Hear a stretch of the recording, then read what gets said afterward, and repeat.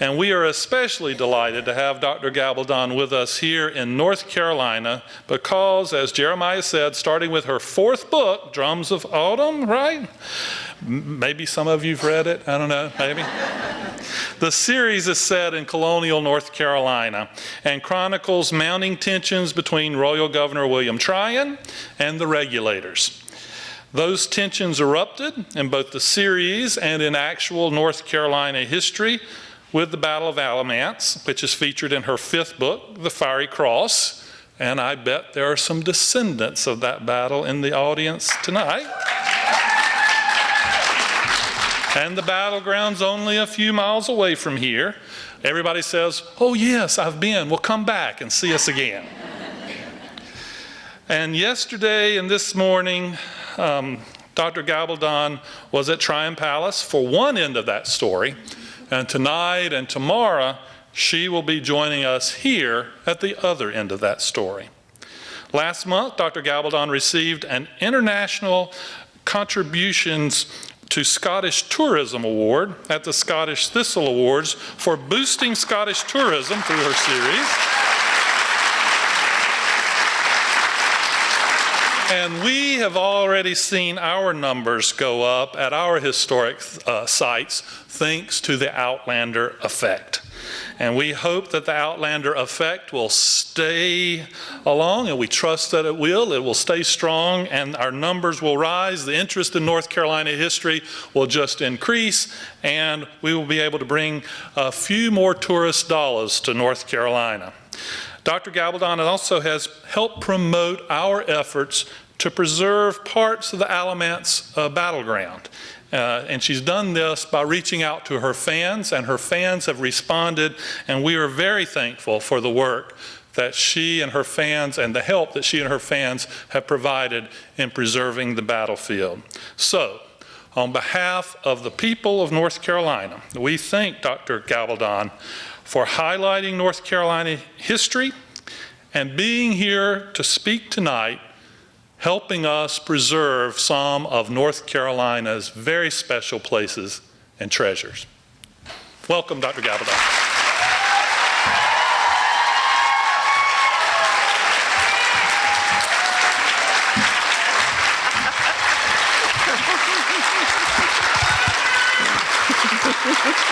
Thank you. Thanks very much. Thank you. Oh, well, thank you very much. Jeremiah, when I came out, he said, after introducing Kevin, he said, I'm afraid you won't be able to see anybody in the audience. Is that okay? I said, that's okay. I'll see him fine. So thank you for the close-up look. That's very kind of you. And it's very nice that you're all here tonight. You remind me of my university classes when I would go out at 8 o'clock in the morning to teach a huge auditorium full of people like this, maybe 400 people, human anatomy and physiology. It was a real popular class because everybody thought, how hard can that be? And count your ribs, on an exam. Everybody took it, including the football team. And they would all show up at 8 o'clock in the morning and be there in the front row, sound asleep, these large inanimate blobs of flesh. And I would come up to the edge of the platform and say, well, this morning, gentlemen, we're going to discuss the history of contraception. And they'd all start blinking. And I'd say, in days of old, when knights were bold and condoms not invented, they wrapped old socks around their cocks, and babies were prevented.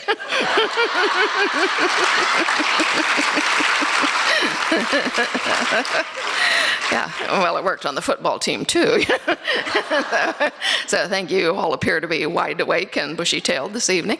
Yeah, could I ask how many of you have heard me speak already this weekend? Oh, good, not so many. Right. And in that case, I can tell some of the same stories again. I do have a different piece to read for you tonight, though, than I read at Tryon Palace this morning. Yeah, no, thanks so much for coming tonight. It's a great thrill to be here and to be involved in, however slight a way, with the fascinating history of North Carolina. People have been asking me all weekend, why are you here? And I said, well, they asked me, But I came because I sort of, well, it's interesting, for one thing. I love North Carolina for another. And third, I kind of feel I owe a debt to the people of North Carolina for your history. Yeah, excuse me. I do mush up easily, but I'm also allergic to all of y'all's plant material. Yeah, so if I start coughing here, I might not stop. So I may have to stop for the occasional glug to and fro. Anyway, as I was working on the Outlander story and so forth, people started saying to me with the third book, they said, well, why aren't we in Scotland anymore? I loved Scotland. Where are the kilts? Where are the broadswords? We want Scotland. And I was saying, well, were you not paying attention in the second book? Did you not notice what happened at the end there? Battle of Culloden, does that ring a bell? Essentially the English set out to crush the Scottish Highlands, and they did. They outlawed the Gaelic language, they outlawed the wearing of kilts. It was called the Diskilting Act, in fact. They forbade people from having Scottish weapons like dirks or bagpipes. Bagpipes are, in fact, a certified weapon of war, which you might believe, having heard a few of the performances I've heard. Yeah. But no, they went all out, to kill that culture and exterminate them completely. They imprisoned, killed, transported the men. They burned houses over the heads of women and children, left them to starve. And they made a pretty good start of it. But what happened to the people who were left? Well, a lot of them had to leave because there was no way of making a living anymore. And so some of them were transported involuntarily to the New World. Others decided to follow them or to go that way because there was nothing left for them in Scotland. All a young man could do in the way of a manly profession was to join the British Army, and a good many of them did because that was the only choice. A good many of them would not, and they left. And this is where they came. Or this is where a good many of them came. Some of them went up the coast to what is now called Nova Scotia, and that's why it's called New Scotland, is because so many Scots went there. Prince Edward Island, that, by the way, is where the Mackenzies of Leoch went, and we may see them in Book 10. But, yeah.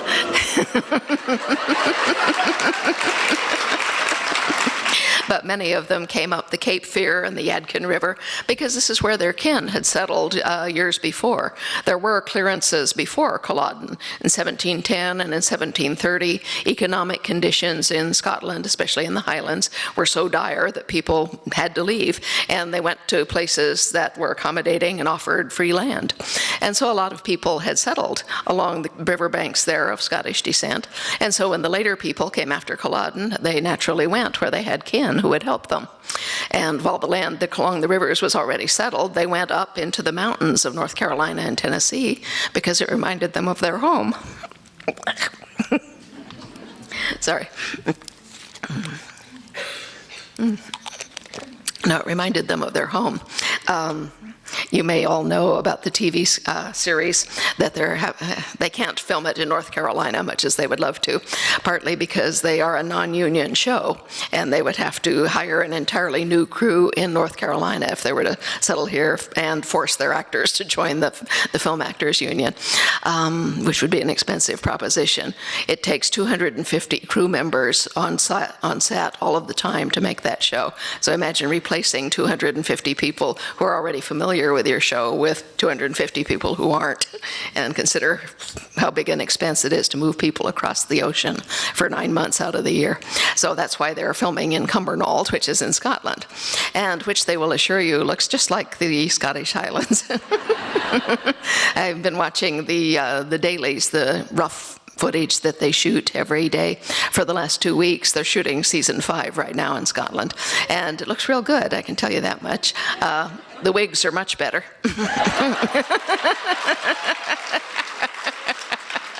Yes, Jamie has long hair at last. And no more bangs.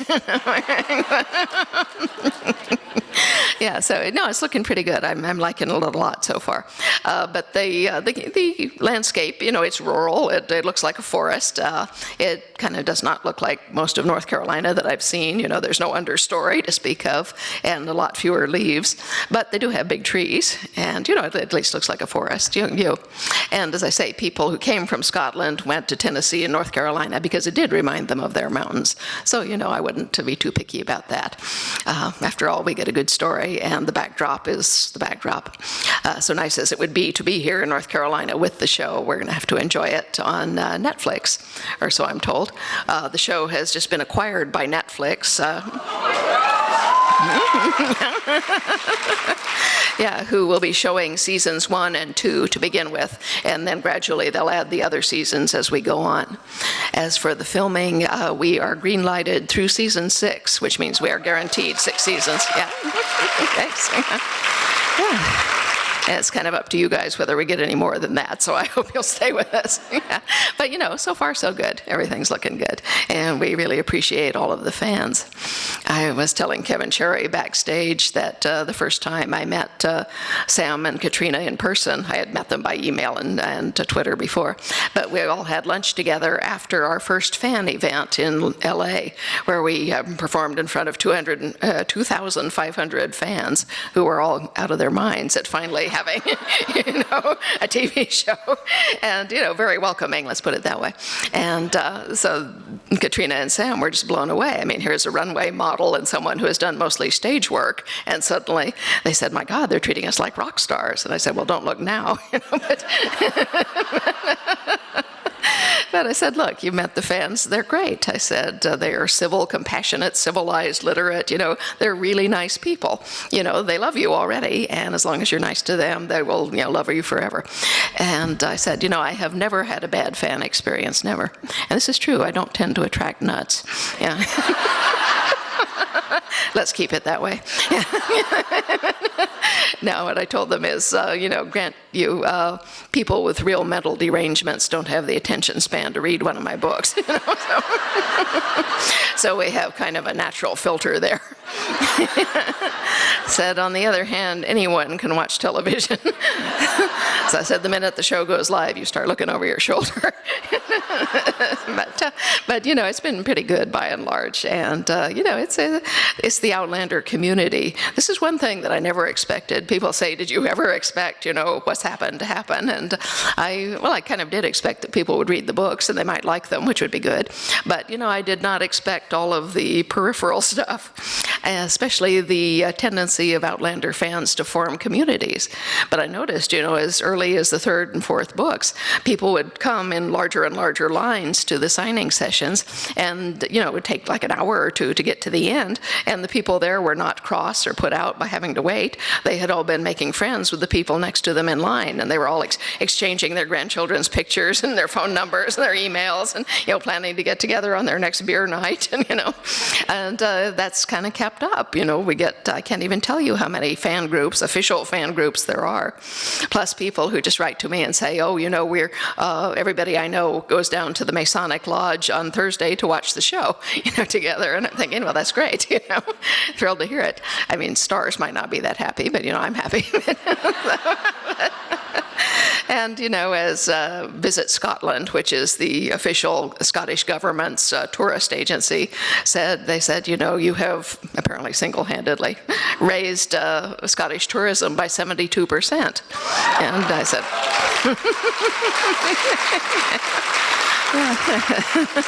well, I haven't. You guys did.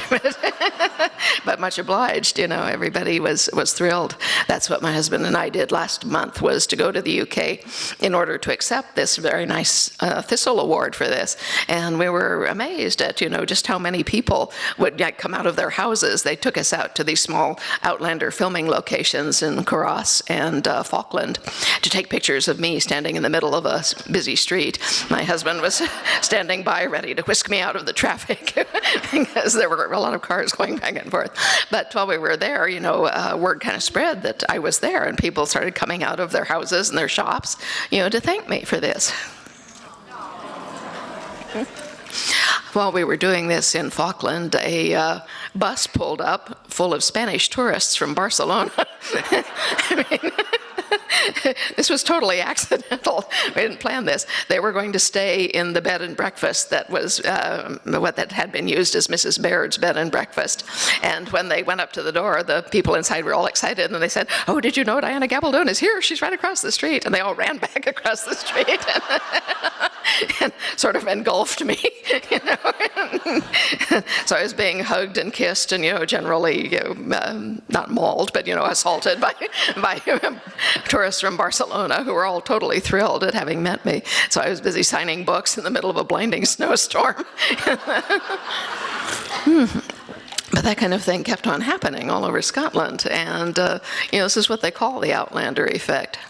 The first time my husband and I went to visit the film set, they were just filming season 1 and had just got up to episode 4, which we were going to watch, and I was going to have a small cameo part in.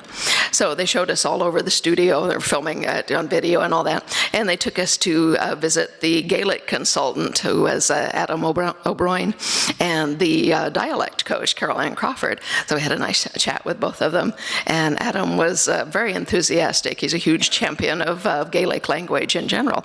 And he was telling me, he said, "You're the cavalry." And in terms of, preserving the Gaelic language and forwarding efforts to keep it going and so forth. And he also was telling me that there's a small woolen mill on the border that had been about to go out of business, but that the show had engaged them to make all of the tartan cloth for the show. And, so they were in business and thriving and hiring more people. So as we left this little engagement, my husband turned to me and he said, "You've raised the economy of Scotland, saved the border woolen mills, and the Gaelic language. What are you going to do for an encore?"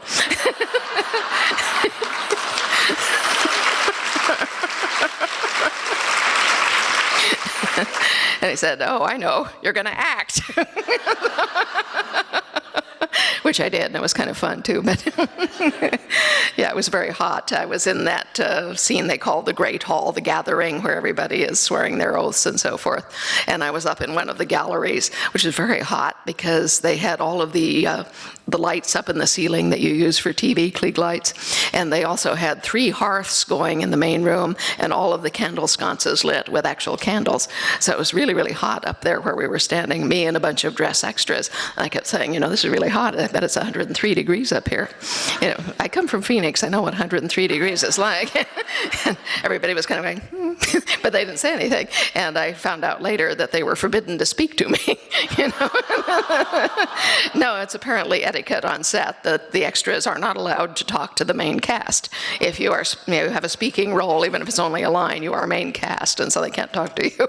That was odd. Anyway, they brought up a bottle of water for me, and they had a basket, and so I took 2 and handed one to the lady next to me, who was going like, "I'm sure I'm not supposed to have this," but anyway, in the middle of all this, somebody behind me fainted in the corner from the heat. I had a fan in my sleeve that Katrina had lent me, and I pulled it out. I was over there fanning her.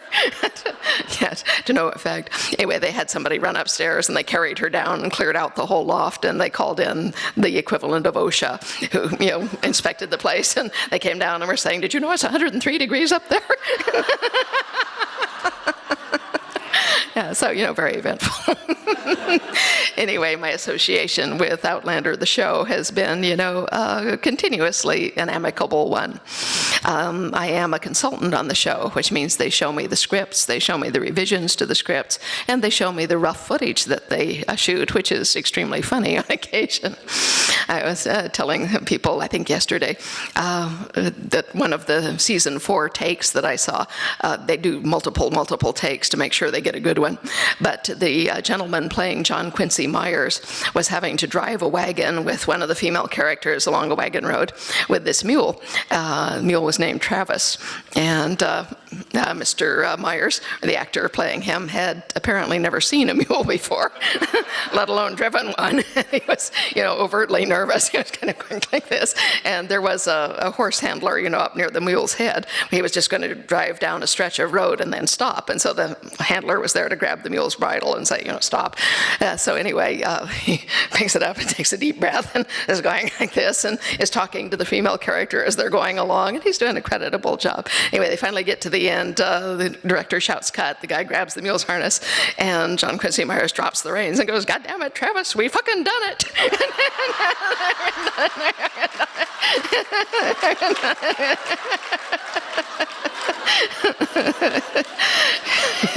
Which is, well worth the price of being a consultant, as you get to see stuff like that.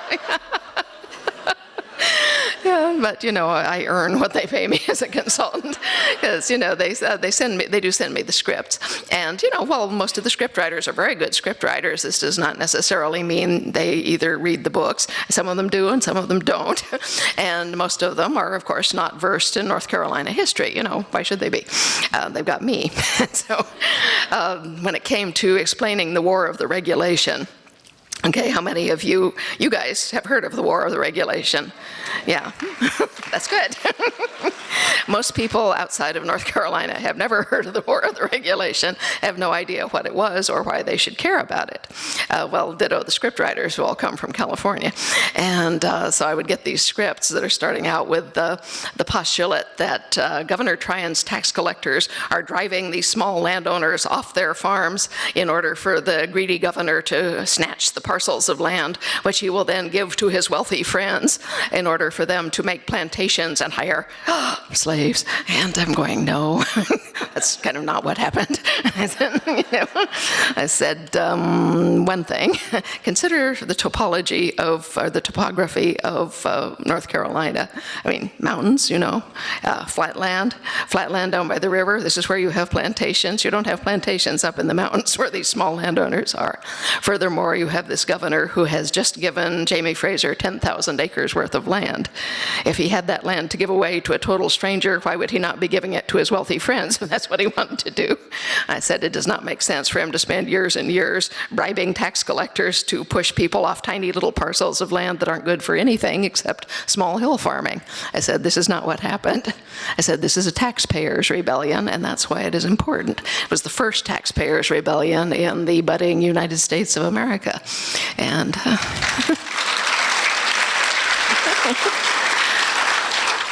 yeah, it makes you wonder what happened since then and now.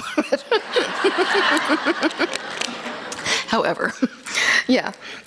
So anyway, I said, look, let's explain it this way. I explained it in, not exactly words of one syllable, but, in simple ideas that they could, render into a script. And, yeah, and I don't mean to sound snarky about this, but scripts are very simple, and by comparison to, say, a novel or things like that. They have to take one idea that can be explicitly explained in just a sentence or two and get across to a broad audience.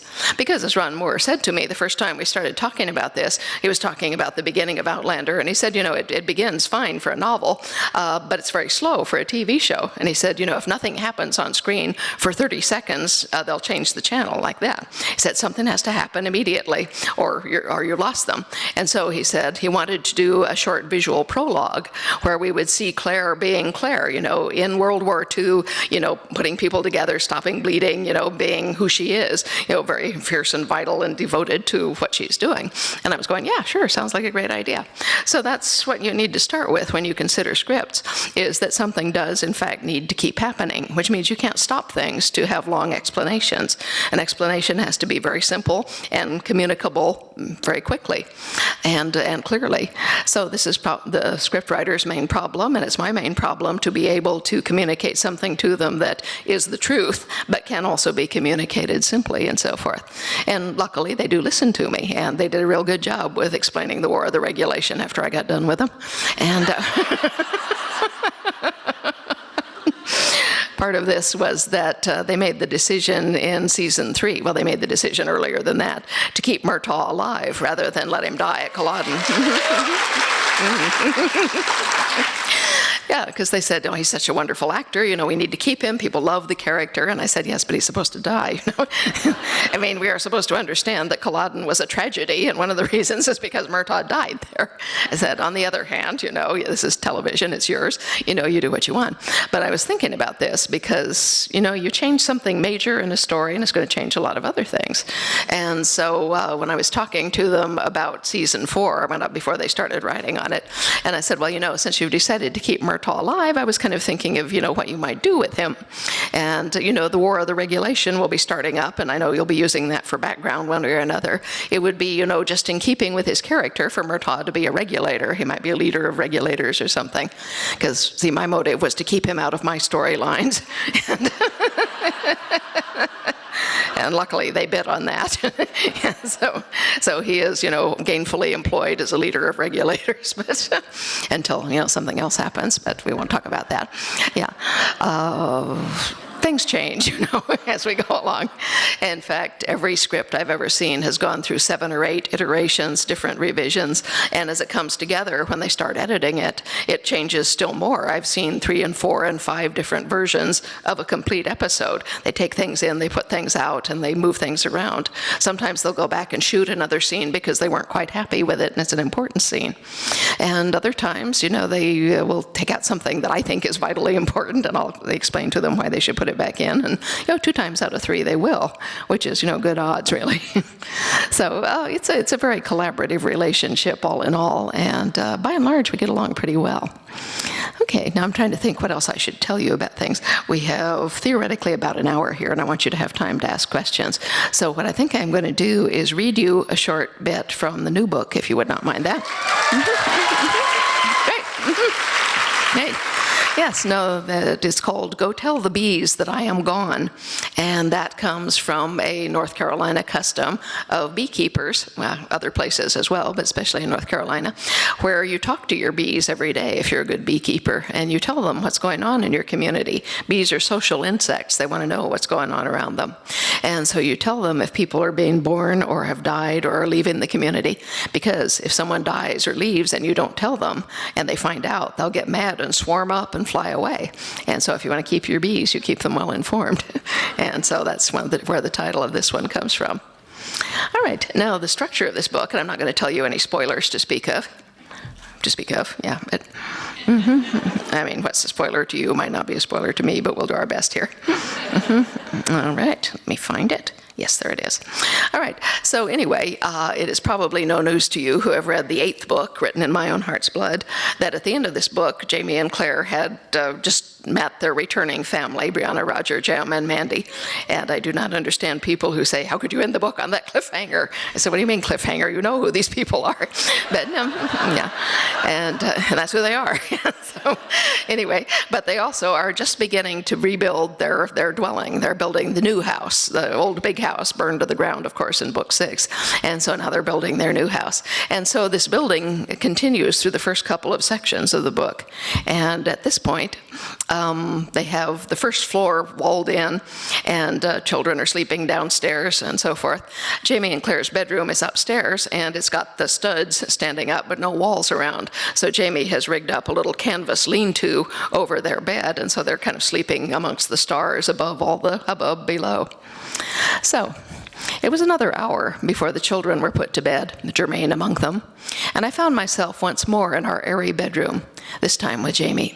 He stood at the end of the open floor, clad in his shirt, looking out over the night below, while I wriggled out of my stays, sighing in relief as the cool night breeze passed through my shift.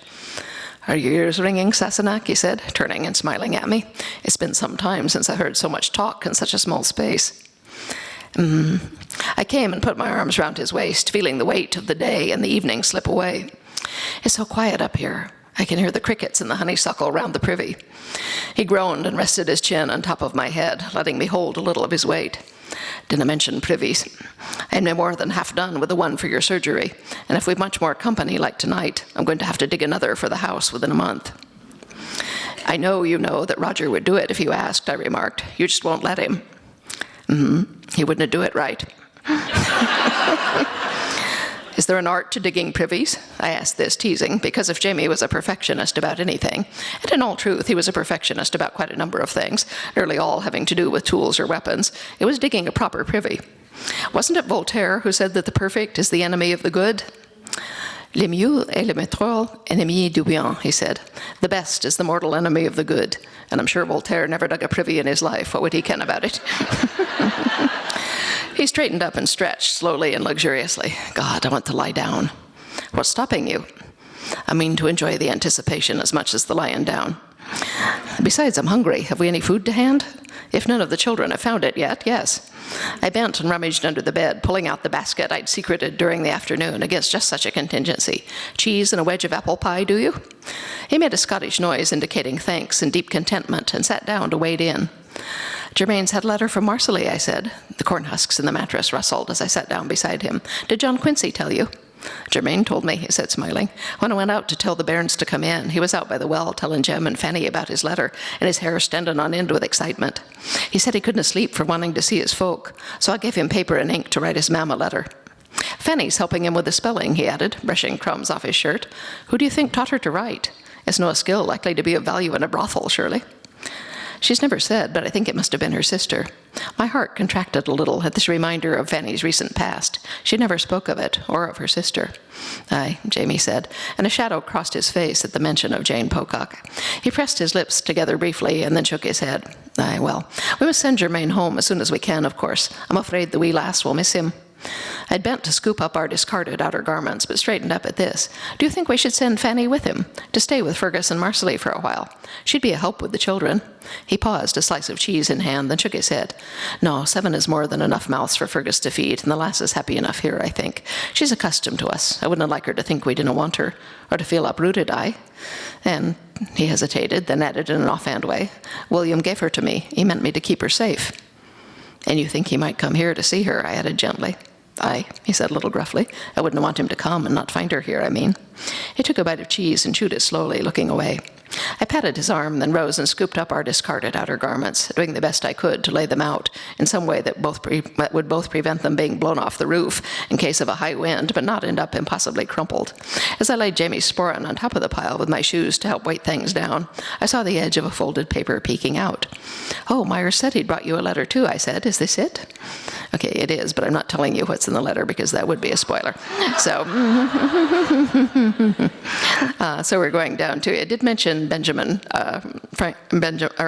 Arnold, to which Joshua says he's married Peggy Shippen. You'll remember her, I expect, and he's being court-martialed for speculating. Speculating in what? I asked, folding the letter. I remembered Peggy, all right, an 18-year-old girl, beautiful in knowing it, flaunting herself before the 38-year-old general like a trout fly. I can see why he'd marry her, but why on earth would she want to marry him? Benedict Arnold had considerable charm and animal magnetism, but he also had one leg shorter than the other and, to the best of my knowledge, neither property nor money. Jamie gave me a patient look. He's the military governor of Philadelphia, for one thing, and her family are Tories. You ken what the Sons of Liberty did to her cousin. Maybe she's thinking she'd rather they didn't come back and burn her father's house over her head. You have a point. The night breeze was beginning to chill me through my damp shift, and I shivered. Give me that shawl, will you? As for what Arnold's speculating in, Jamie added, wrapping the shawl around my shoulders, it could be anything. Most of the city is for sale, should the price be right. I nodded, looking out at the night. The night spread its velvet cloak around us, momentarily spangled by a shower of sparks that shot out of the chimney on the other side of the house, fading to black before they touched down. I can't stop him, I said quietly. I couldn't stop him, even if he was here, right in front of me this minute. Could I? I turned my head to him, appealing. No, he said very softly, and took my hand. His was large and strong, but as cold as my own. Come lie with me, Sassenach. I'll warm you, and we'll watch the moon come down. Sometime later, we lay curled together, naked in the cool night, happy in the warmth of each other's body. The moon was coming down in the west, a sliver of silver that let the stars shine bright. The pale canvas rustled and murmured overhead. The scents of fir and oak and cypress surrounded us, and a random firefly, distracted from its business by a passing wind current, landed on the pillow by my head and sat for a moment, its abdomen pulsing with a regular cool green light. Wakava, Jamie said to it. It waved its antennae in an amiable fashion and sailed off, circling down toward the distant flicker of its comrades on the ground. I wish we could keep our bedroom like this, I said wistfully, watching its tail light disappear into the darkness below.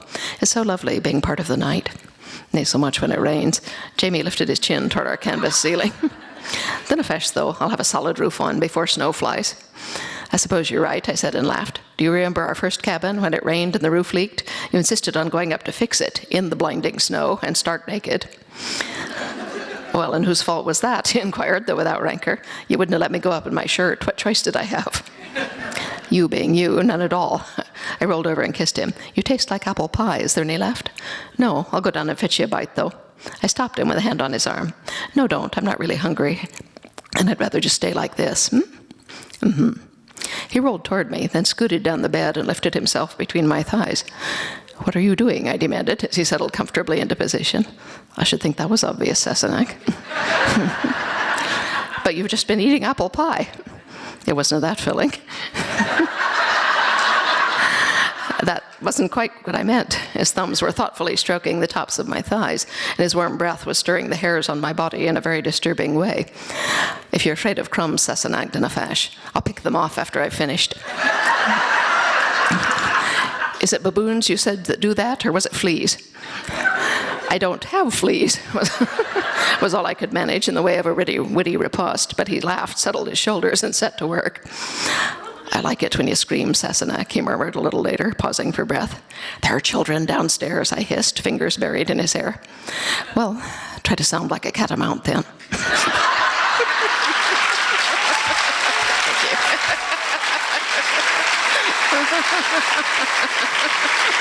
Thank you. Yes, well, thanks very much. The book is going well, and to save you asking one question, it'll be out later this year, assuming I'm not run over by a bus. That's great. All right. Yes, well, now we do have time for questions, and I'm sure if you have questions about how I write or about the show or about books or anything that you'd like to ask, feel free. We have microphones on either side of the stage, so you can come and line up at those if you'd like to ask questions. I see we have a little more light to shine on the proceedings. So if there is anything that you would like to know at this point, go right ahead. We'll go back and forth between the microphones. So you're first, I guess. Such a pleasure. Thank you so much. Thank you. Do you have any say-so in who gets cast in the series? Did I have any say in who was cast? No, I wouldn't know anything about how to cast actors. I don't know any of them personally. And there is, in fact, a person called a casting director whose business it is to find good actors and match them with parts. She's very good. They did show me the auditions, though, first for Sam Heughan and then for Sam and Katrina together. And they showed me Tobias's show reel. And I was thinking, this is great. You know, you're doing good. Keep it up. So anyway, I was very, very happy with who they cast. Oh, that's excellent. Is Richard Rankin's brogue really that strong? Oh, Sam's? Or No, Richard Rankin. Oh, Richard Rankin. Yeah, it is, naturally, but he exaggerates it for effect now and again. I mean, he can turn it on and off, but Glaswegian is his actual accent. Thank you. Hi. Just a quick question, but first I have to say, when I first started reading your books, every morning I woke up and said, "Curse you, Diana Gabaldon," because I couldn't get any sleep. Okay. Well, thank you. But anyway, I'm an ear, nose, and throat doctor, and I was thrilled when you took the tonsils out and when you clipped the tongue tie. How do you decide and figure out what medical procedures you're going to talk about in the books? It's just what strikes me, in terms of the situation. I do a lot of research, and I do a lot of reading of, doctors' memoirs and autobiographies and things. And I also have a Merck manual that I thumb through and pick out interesting things. And I do know a number of doctors socially who will occasionally suggest something interesting to me. And sometimes I suggest something I'm thinking, well, there's no way I can do that, with what Claire has available. But other times I'm thinking, well, we might manage that. And then I'll give it a try. I always do run those scenes past a doctor who will probably be able to tell me if I've done it right. And so far, I've pretty much done it right. Though in the one with Lord John's eye, I showed it to a doctor who said, this looks great to me, but let me run it by a friend who's an ophthalmologist. And he said, yes, you've done it just right. But he added a couple of other interesting little bits that I could add in, which I did. So, we're always up for advice if you care to join in. If you can think of any other good ear, nose, and throat things that we might do. Okay, thank you. Oh, I do have to tell you one thing that kept slipping my mind yesterday and today. People were asking me about my ethnicity, and I was explaining to people this morning that it's Hispanic on my dad's side, or originally from Spain, but then from New Mexico. And that is my own last name. It's not a pen name. And it is a Spanish name, meaning that in Spanish it is pronounced Gabaldon. with a long O in the last syllable. And therefore, in English, it's pronounced Gabaldon, still with a long O. I tell people it rhymes with bad to the bone. It's the only way they remember it. Yeah, thank you. And over here. Hi, I'm doing some research for a paper on theology and time travel. Oh, really? Cool. Yeah, and so I'm interested in your theories on it. You've kind of changed from what seems to be kind of a deterministic world where Culloden was bound to happen, and so there was no going back there, and to there might be a little change here and there, like in the newspaper. So I'm wondering if you can share with us maybe your theories on time travel and whether things can be changed or whether things can't be. Well, I can, yes. I actually wrote up the Gabaldon theory of time travel for the Journal of Transfigural Mathematics in Berlin, which is a very obscure journal. I don't know if you can find it. But I can tell you really quickly what it says. Basically, my theory is that all large movements of history, like replacements of government, are the outcome of wars are the result of people shoving in different directions. And normally, if you have a large army shoving against a small army, they will win unless, something happens and the small army has a technological advance or a strategic advantage and they get around behind it. But normally, the greater number will prevail. And this is how it works in time travel. If you're in the middle of the French Revolution, for instance, and you would like to save the King of France from being guillotined in the Place de la Concorde next Wednesday, your chances as a single time traveler are not good. You can't move as many people as are pushing in that direction to make that happen. On the other hand, you can exert the power of a single person. That is, if you are living next to the baker and he's saying, well, let's go watch the executions of the Place de la Concorde, you're saying, well, I tell you what, Jacques, let's stay home and play chess. And you can save Jacques from being caught up in the riots and trampled to death. So you can probably change things on a small personal level, but you can't change very large things that are the result of a lot of people going in one direction. You're welcome. Yeah.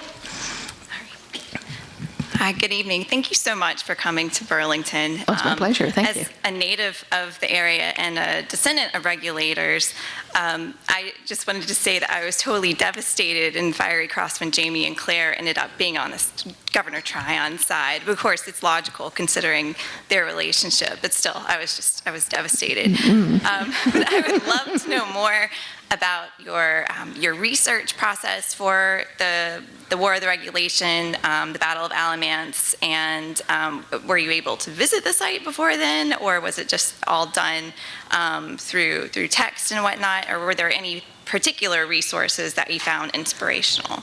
Well, let's see. I had one very particular thing, which was sent to me by a nice person from North Carolina. It was only in manuscript. I don't think it was ever published as an actual book, but it is a book-length manuscript, and it is the memoirs of Governor Josiah Martin, who was, governor during the turbulence and so forth, who mentions a number of things like that. Now, I picked up from the research the names of a number of the regulators. Herman Husband, for instance, who was one of the leaders, and Herman Husband was, of course, a Quaker who was opposed to war. He did not want the regulators to be involved in anything violent, and he tried very hard to stop them. But with the law of, many people pushing in one direction, he was not able to stop them, and he might have been able to lead them and lead them to victory, but he could not do that in conscience, being a Quaker, and he left the field rather than be put in that position, and that left them without leadership, which is why it turned into the bloody mess that it was, and allowed Tryon, who had a much smaller but trained number of soldiers, to overpower and scatter them, and capture a number of people who he said were leaders, and what happened to them later. As for Jamie and Claire, as Jamie says to Claire with regard to Governor Tryon, he's got my bollocks in his hand, and I'm waiting to see if he'll squeeze. That he didn't have much choice at that point, because if he defied Tryon, he would just be imprisoned and executed, and it would be of no value. Whereas if he remained free and had men at his disposal, there was help he could give. Yeah, so that's pretty much how that happened. As far as research, there was not a whole lot when I started looking. There's more now than there used to be as people start burrowing into the records and publishing more and more of that. And as the internet becomes more of a resource, I mean, now it is the resource for everybody. Back in the day when I began writing Outlander, the internet didn't exist. I did all of that from library research and most of Dragonfly and Amber. By the time I did Voyager, we had America Online, at least. It still wasn't the internet, but there was sort of publicly available online forums that you could find people. And then it expanded from there. So by the time I started on the Fiery Cross, I could, in fact, find people who lived in North Carolina who knew a few things or had an ancestor who had fought in the battle. And they would tell me anecdotes which would lead me to other people that I could find in history. It's hard to find people if you don't know what their name is, but once you do know that, it's much easier to dig them out, so to speak. And so I actually know much more about the Battle of Alamance now than I did when I wrote about it. But I wrote with what I had to hand, and as far as I know, it is accurate. I did come and look at the battleground, or at least we assume it is the battleground. It wasn't very well marked. There was this little roadside sign that said Alamance, and nothing. I mean, there was like an open field and trees, and I said I knew there was a creek there called Alamance Creek. Let's look for the creek. So we found the creek, and I said, okay, we're going to go with what we got here. And this is approximately where the battle was, and so I used that to describe the ground. And I gather that that is pretty much what it looks like, and we were in the right place. It just wasn't labeled very well at the time. So I'm looking forward to seeing it tomorrow with an interpreter and signs and everything, and I hope a number of you will join us there. Thank you. Yeah, thank you. Mm-hmm. When do you sleep? When do I sleep? Well, I actually sleep 7 or 8 hours a night most of the time, except when I'm traveling. But I sleep in two lumps. You know, back in the 18th century, when people went to bed at sundown and got up at dawn, in the winter, that's 16 hours of night, and nobody sleeps 16 hours. So what they would do is they would, sleep for 4 or 5 hours, and then they would, reach the top of their REM cycle and wake up. And they would just normally get out of bed and go and get a snack, sit down and write a letter, read a book for a while, and after a couple of hours, they'd go back to bed and sleep until dawn. So that's pretty much what I do. I lie down around 9:30 with the dogs and a book, and I'll usually fall asleep in 10 minutes or so. I wake up naturally around 12:30, 1, and then we go upstairs, the dogs get a bone, I get a Diet Coke, and we go back to work until about 4:30, and then I go down and go back to sleep with my husband. I guess my question is, I know that many people say, I'm afraid I'm going to be dead by the time you're done with the books. I'm afraid you're going to be dead. Yeah, they should worry about that. So, can you tell us, who knows the ending or how you want to end it? And so we'll have resources or something, because you can't leave us hanging. You just can't. Well, see, I don't plan the books out ahead of time, because it would not be fun if I knew what was going to happen. So I know little bits and pieces, and I have written little bits and pieces. So the final scene does exist, but it doesn't have much to do with the rest of the final book. Ron Moore and Steve Hewen have both seen the final scene because they needed to know that for other purposes. But other than that, no, there's not much to tell you what's going to happen in book 10, but you better hope I last.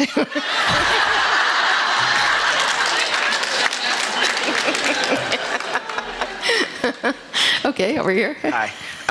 I've heard you mention in other interviews that you like to work on more than one project at a time. I do, yeah. And I was just wondering if that was something you would recommend to any other writer of any kind. Well, that kind of depends how your brain works. It's to do with the writing process, and people are wired up differently. In school they teach you the 5-paragraph method of outlining, and you must have a topic, you must have a topic paragraph, you must have a topic sentence, and then you have Roman numeral 1 and subheads and things like that. This is a very linear model, and you can make people who don't normally think in a linear way do that, or at least look like they're doing it, but they never tell you that a lot of people don't actually think in a linear way. The rest of us think in bits and pieces, and we kind of join them up. It's like Christmas lights, you can get a long string, it's like red, yellow, blue, orange, red, yellow, blue, orange, green, and you wrap it around your Christmas tree, and it's all pretty.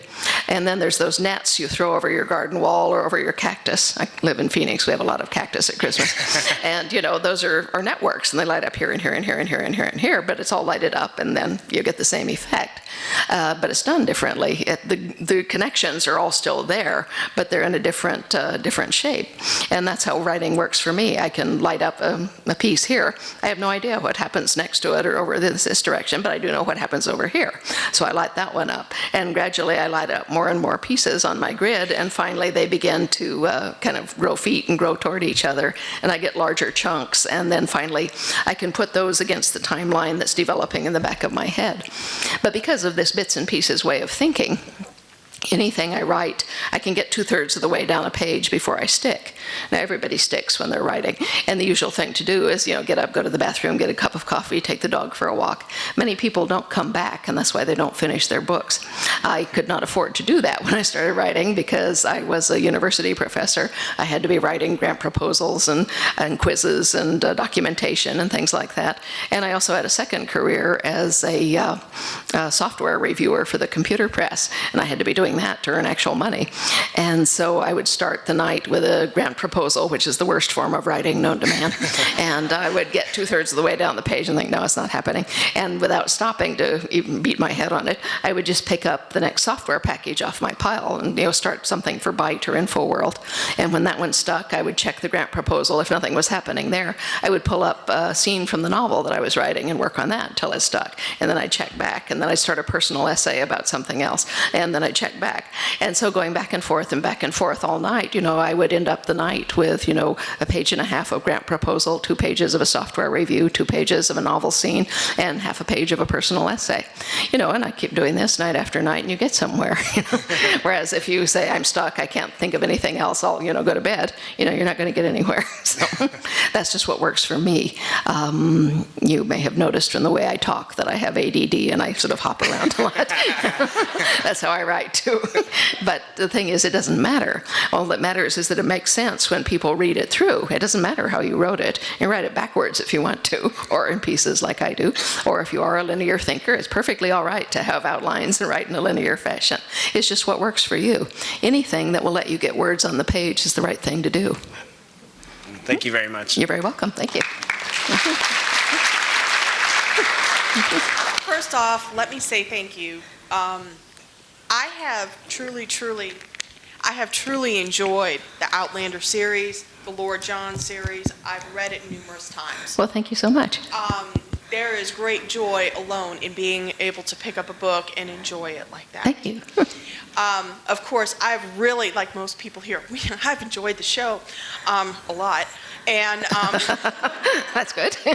But the thing is, though, when you read the book, just like when you read a book and you go see a movie, there are going to be certain things that are going to be different. There are going to be certain things that will not match with the book. There's a reason that bookmark says the book is better than the movie. Yeah.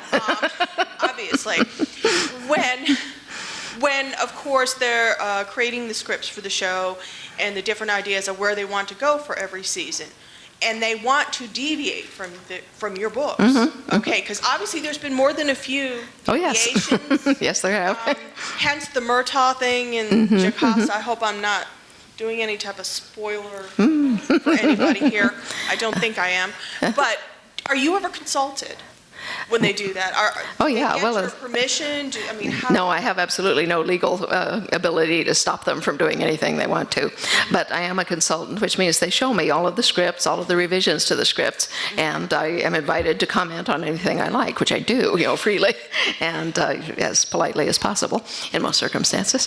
And but if they're doing something that's really awful. There was one thing in the final, in episode 15 of season 1 with Jamie and Blackjack Randall. They were trying to figure out how to, actually start proceedings between them. Yes. And so the scriptwriter decided that Blackjack Randall should go down to the dungeon and profess his love for Jamie and invite him to elope with him to the continent where they would live together as homosexual lovers. And I'm going, no. By the way, that episode, I had my aunt in Ohio try to watch some of that, and she just covered her eyes and buried herself underneath the blanket. Well, it's She it's really strong was stuff, disturbed by that, yes, but Yeah, but having read this and said a few things, I wrote to one of the producers and I said, look, I don't use language bad enough to describe how much I hate this. And she said, would you mind if I shared your opinions with Ron? And I said, no, please do. Anyway, they changed it. So they do listen to me on occasion. Yeah, not always, because, they're very good about telling me usually why they can't. In some instances, it's just because of logistics. Ron apologized to me ahead of time because of not being able to do the hot pool in the grotto at the end, because he said there's no way I can build a set like that. It would be hugely expensive, and he says you have no idea what it costs for insurance when you put actors in hot water. He said, so, we'll do the best we can, but I can't do that. And I said, okay, I understand.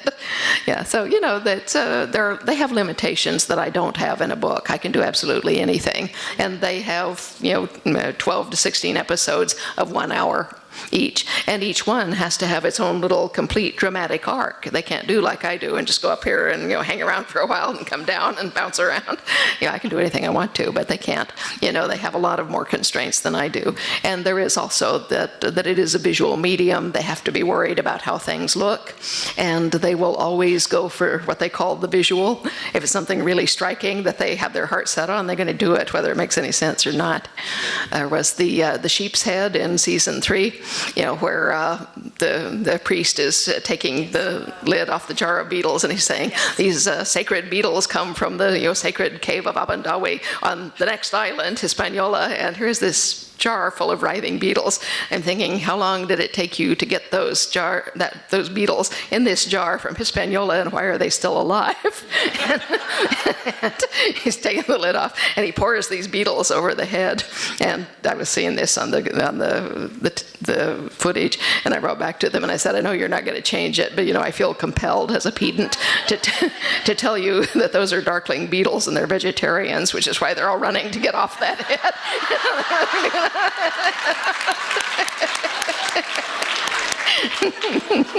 Yeah, so it's kind of a back and forth, but it's an amicable relationship. well, thank you. Thank you so much. My pleasure.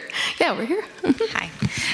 Thank you so much for doing this stuff. My friend and I drove 11 hours from Arkansas to see you, so we're how lovely. Thank you. we're super excited. Yeah, we heard Thanks so much. This is the last event, and we're super excited for you to go back to writing. So, anyways, my question was Ian and Rachel are quickly becoming my absolute favorite people next to Jamie and Claire. And I just wondered, when you were thinking of Rachel or when she was introduced into the book, did you see her long ago, or these major characters that come into play, how far in advance do you see them? And are they just wow? Because I remember reading or hearing how you wrote about Claire, and she just walked into that room and something came out of her mouth. Yeah. I was just wondering about these major characters. Well, that happens to a lot of them. No, Rachel was just a walk-on. Ian we've had since he was born, essentially, and he was a plot point when he was born.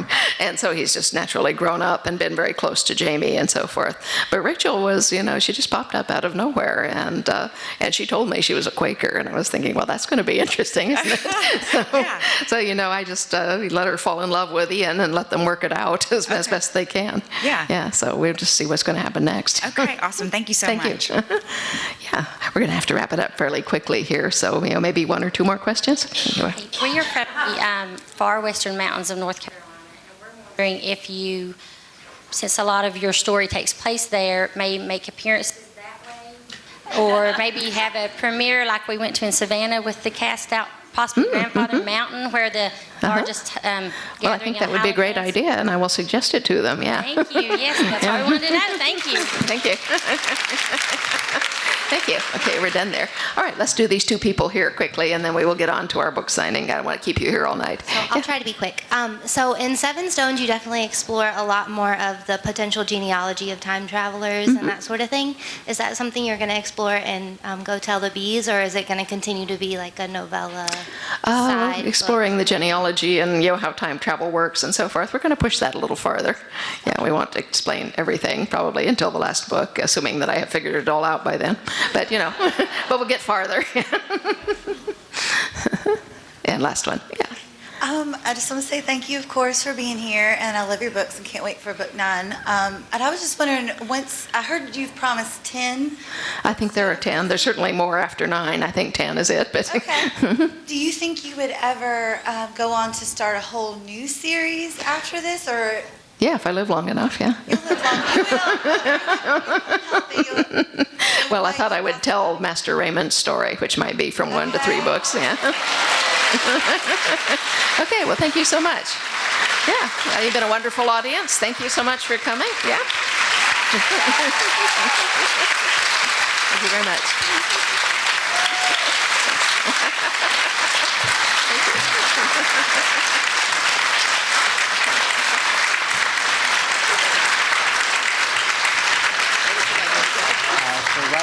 I'm going to ask Diana to stay right here because we do want to give a token of our appreciation from the Alamance Battleground family to you. When we first heard about the fact that you were going to be coming here and so gracious to do these programs for us, I received a phone call from one of our volunteers. And when you run a historic site, you have very interesting volunteers. My volunteer, Rick Sheets, who's up there in the balcony right now, is a master horn carver. He's a member of the Honorable Company of Horners, and he said, I want to make something for Diana. And so I'm not sure if you have a rum horn. I do not. But he made an 18th century drinking vessel known as a rum horn, which also has a folk art scrimshaw on it engraved to Colonel James Fraser of Tryon's Militia, May 16th, 1771, the Battle of Alamance. And thank you.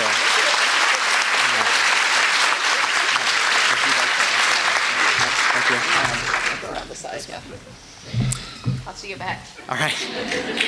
All right, so in just a few minutes, we'll be starting our book signing.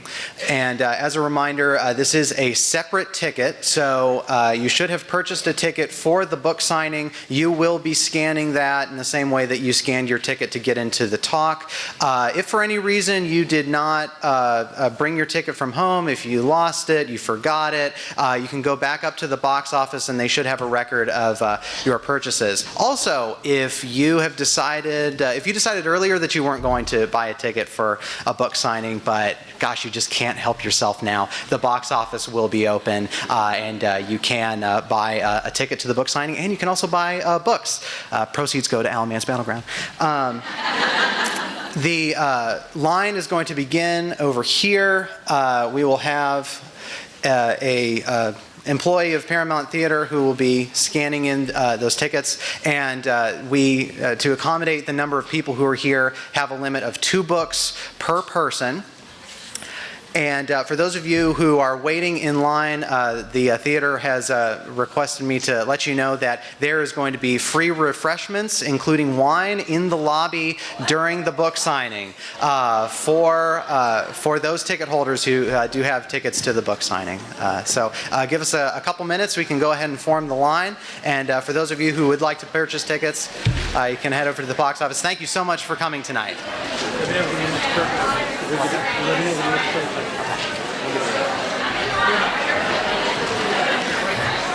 Okay. Hey, Dad, let her rip.